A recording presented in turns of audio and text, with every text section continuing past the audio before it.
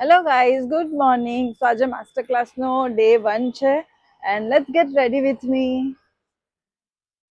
તો હું નીચે આવી ગઈ છું. હેર વોશ થઈ ગયા છે મારા, હેર વોશ અને હેર ડ્રાય. હવે મેકઅપ કરીશ. ચલો આજે મેકઅપ કઈ રીતના કરવાનો થોડી ટિપ્સ આપું તમને. Good morning. So guys, makeup ચાલુ કરતા પહેલા હું ઓલવેઝ મારો બધો સેટઅપ સરસ તૈયાર કરી દઉં છું. એ તૈયાર થઈ ગયો છે. હવે હું મેકઅપ સ્ટાર્ટ કરું છું અને હું લેન્સ વેર કરું છું. લેન્સ હું પહેરી રહી છું ફ્રેશ લુકના ગ્રે શેડ. લેન્સ પહેરવા માટે પહેલા લેન્સને આવી રીતના કાઢવાનો છે. તમારા હેન્ડ્સ એકદમ ક્લીન હોવા જોઈએ. આવી રીતના મૂકવાનો છે. પછી આઈઝને આવી રીતના સ્વાઇપ કરવાની છે અને લેન્સને આવી રીતના જો લેન્સ પહેરાઈ ગયો છે. ઇઝી હતું ને? એકદમ ઇઝી છે. પછી આવું એક ટીશ્યુ રાખવાનું જોડે, વોટરી આઈસ થાય તો થોડું તમે આ કરી શકો છો. બીજી સાઈડનો બી લેન્સ લઈ લીધો છે. ફરી વાર આઈઝને સ્વાઇપ કરવાની છે.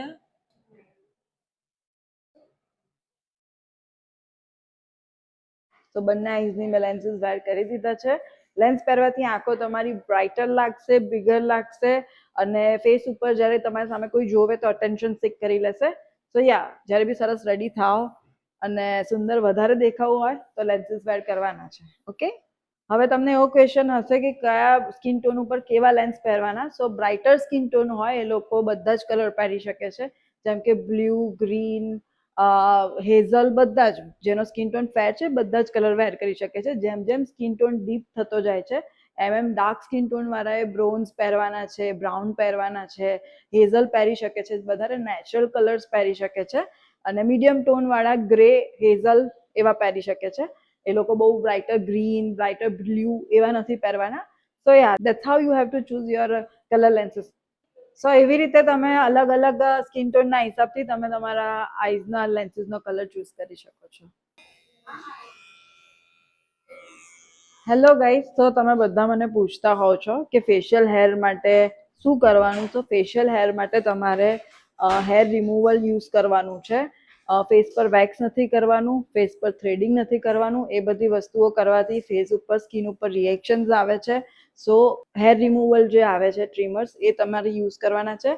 આનાથી કોઈ હાર્ડ ગ્રોથ આવે કે એક્સ્ટ્રા ગ્રોથ આવવા લાગે એવું નથી થતું. બિકોઝ હાર્ડ ગ્રોથ આવે કે એવું કંઈ પણ થવું, that is absolutely a hormonal thing.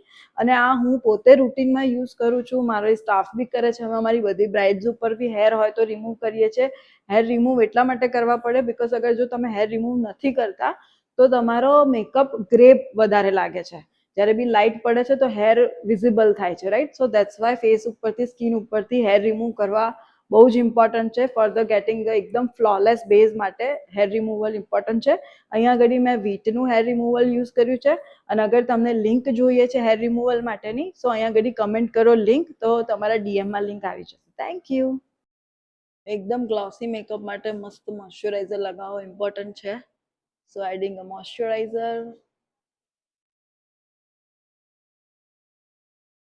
primer to last my makeup longer and flawless. Concealer મારા ડાર્ક સર્કલ્સ માટે. અને ગાઈસ, તમારે મસ્ત મેકઅપ શીખવો હોય તો મારો સેમિનાર આવી રહ્યો છે 28th ઓફ જૂનના, જેની અંદર હું 3 લુક્સ બતાવવાની છું. મેચ્યોર સ્કિન, મારો ગ્લેમ બ્રાઇડલ લુક અને એક પ્રોબ્લેમેટિક સ્કિન ઉપર કે પિમ્પલવાળી, ટેક્સચરવાળી સ્કિન હોય તો એના ઉપર કઈ રીતના કામ કરવું. સો જે લોકોને ફૂલ નોલેજ જોઈતું હોય, જે લોકોને મારો સિગ્નેચર લુક શીખવો હોય, એ લોકો 28th જૂનના નીચે આપેલા નંબર ઉપર રજીસ્ટ્રેશન કરાવી શકો છો. જલ્દી જલ્દી આવી જાઓ મારી જોડે શીખવા માટે, because I am super excited to meet you all.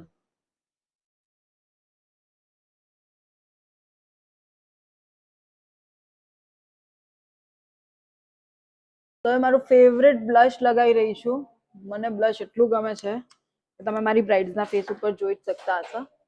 બ્લશને તમે બે રીતે બ્લેન્ડ કરી શકો છો, બ્લેન્ડરથી બી અને બ્રશથી બી.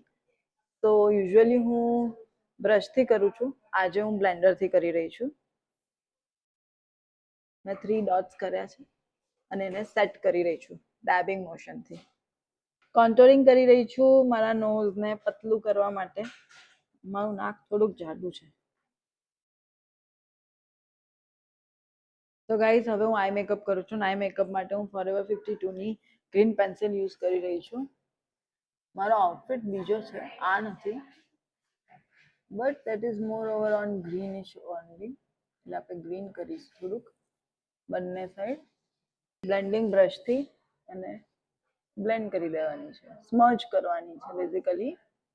તો હવે આવો ક્રીમ કલર લઈ રહી છું, એકદમ લાઇટ, અને એને હું મારી ક્રીઝ અને આઈબોલ ઉપર થોડો બ્લેન્ડ કરી રહી છું. Adding little light pink colour, એકદમ ન્યૂડ પિંક કલર છે, અને થોડુંક અહીંયા આગળ ક્રીઝ લાઈન ઉપર નાખી રહી છું, એકદમ ન્યૂડ છે. આવો ડાર્ક પિંક અને થોડો પર્પલી શેડ છે, મિક્સ કરીને અંડર આઈઝ પર કરી રહી છું. બિકોઝ અંડર આઈઝ કરવું બહુ ઇમ્પોર્ટન્ટ છે, તો તમારી આઈઝ મોટી લાગશે ને, તો આઈઝ એકદમ નાની નાની ચીના જેવી લાગશે, રાઈટ? સો આ સ્ટેપ ભૂલવાનો નથી. લોઅર લેશ પર મસ્કરા બહુ જ ઇમ્પોર્ટન્ટ છે. જો મેં એક સાઈડ મસ્કરા કર્યા છે અને એક સાઈડ નથી કર્યા, રાઈટ? આઈઝમાં બહુ જ ડિફરન્સ લાગશે. તો યા નીચેની લેશ લાઇન પર મસ્કરા કરશો તો આઈઝ તમારી એકદમ મોટી અને એકદમ સોફ્ટ મસ્ત લાગશે. સો હવે લિપસ્ટિક મેકઅપ બધું જ થઈ ગયું છે અને ફિક્સર લગાવી રહી છું.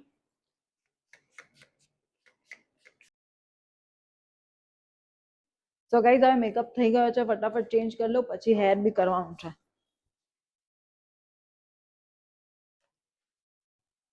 કેવું લાગે છે?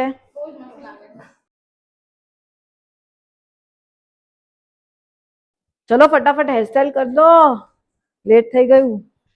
શું કરવું છે હેરમાં? કર્લ્સ તો કરશું જ આપણે એઝ યુઝ્યુઅલ, પણ આમ સોફ્ટ પિનઅપ. હા, એક મને તો એ જ હેરસ્ટાઈલ ગમે છે એવરી ટાઈમ વધારે.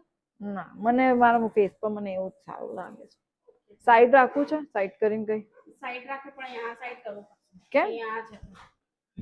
ના, આ સાઈડ નું સેક્શન મને નથી પસંદ, મને આ જ પસંદ છે. કાં તો સેન્ટર. તો હવે સવારમાં ચા નાસ્તો નથી ચાલતો હતો, પ્રોટીન પીવું છું. જીમ ચાલુ કર્યું છે, ડાયટ ચાલે છે, બધા કમેન્ટ કરી હતી, જાડા થઈ ગયા છે, એટલે હવે પતલા થવાની પ્રોસેસ ચાલે છે. એટલે એમાં હવે હું દર વખતે સવારે સરસ નાસ્તો કરતી હોઉં છું, એની જગ્યાએ જોઈ લો પ્રોટીન પી રહી છું. કંઈક નવું નથી થતું, every time same hairstyle repeat કરવી પડે છે. તમને એવું સારું લાગે છે ને ક્યુટ ક્યુટ વાળ? મને એવું જ ગમે છે. જો હા, જો કેટલું સરસ લાગ્યું. હેર એકદમ બ્યુટી છે, ખાલી આમ હેર આમ આગળ આવે ને એટલે લુક આખો જ જાણે આમ બદલાઈ જ જાય. अब सही लग रहा है, कर दो, लॉक कर दो इसको.